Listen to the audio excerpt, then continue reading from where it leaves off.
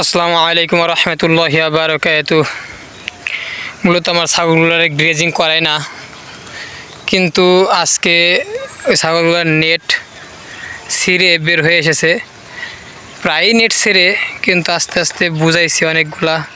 ওই যে দেখতে পাচ্ছেন, মূলত ওই যেগুলো জোড়া দেখতেছেন ওইগুলো মূলত ওই ছাগল ফুটা করছে, ফুটা করে বের হয়।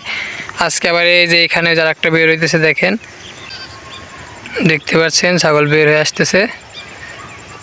মূলত এখান থেকে ছাগল ফুটা করছে।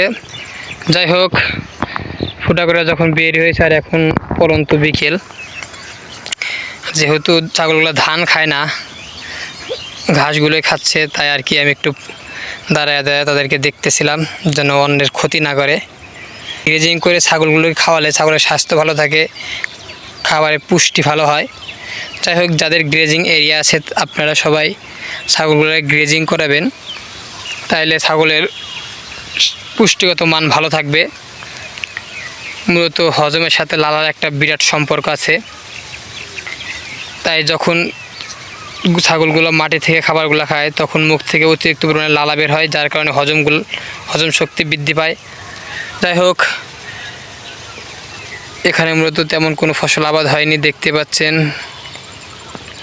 এখান দিয়ে তেমনও ঘাস নেই, কিন্তু ছাগলের জন্য অনেক ঘাস আছে আর কি, যেহেতু তাদের মুখটা ছোট এবং তারা মাটির একদম ছোটো ছোটো ঘাসও খেতে পারে। মোটামুটি অনেকগুলো ছাগলে বের হয়েছে আর কি। যাই হোক, তারা খাচ্ছে।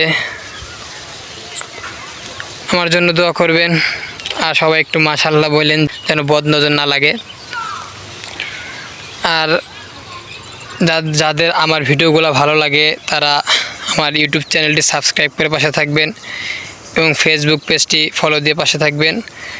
আমার জন্য দোয়া করবেন, আমার ব্যবসার জন্য দোয়া করবেন। আসসালামু আলাইকুম ওয়া রাহমাতুল্লাহি ওয়া বারাকাতুহু।